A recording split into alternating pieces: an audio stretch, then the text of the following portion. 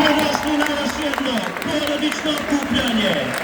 Pred nama večeras utakmica 27. kola Femil Lige Bosne i Hercegovine. Fudbalski klub Željezničar, Fudbalski klub Sarajevo.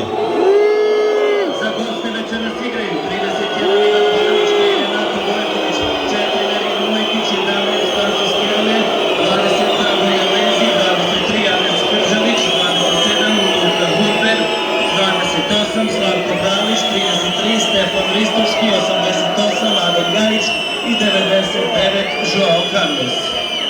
Na klupi Salim Mušija, Rijad Jelalović, Jovan Ivanišević, Luka Menalo, Alvin Turkir, Šavar Beganović, Filip Živković, David Faris, Dizarević, Sergej Gnjatov, Sulejman Vejita i Mihajl Kuprešak.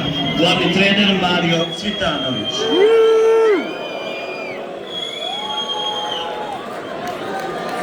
Za fudbalski klub Željezničar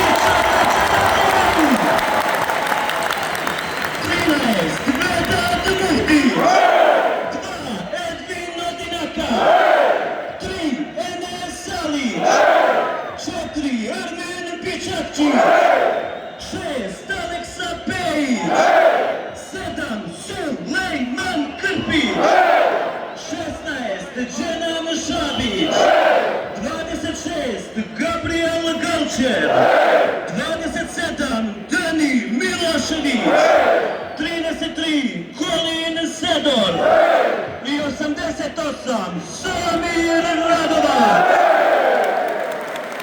Na klupi Tarik Abdullahović, Dominik Prokop, Hamza Jaganjac, Vinicius Pejšoto, Mustafa Šukilović, Armin Gojak, Eldar Dragović, Muharem Husković, Ajdin Raščić, Jonathan Freeman i Davor Rakić. Glavni trener Savo Milošević. Glavni sudija utakmice Abir Musić, pomoćnici Davor Beljo i Amer Macić, četvrti sudija Armin Kukić. U VAR kombiju Sabrija Topalović i Senad Ibrišobegović, delegat Haris Grozden, posmatrač Emira Lečković i predstavnik bezbjednosti Alija Jašarević.